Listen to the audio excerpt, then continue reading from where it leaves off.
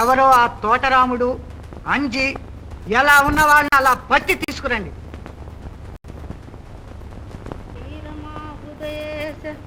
నారాయణ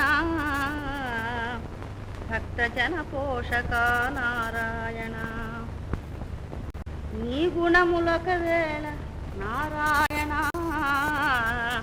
నిరుపనే మనసులో నారాయణ. పిన్ని పిన్ని అని ఏ మొహం పెట్టుకొచ్చావరా? కొంపలో వెళ్తే ఎలా మాయమయ్యారా? ఏడి వాడేది?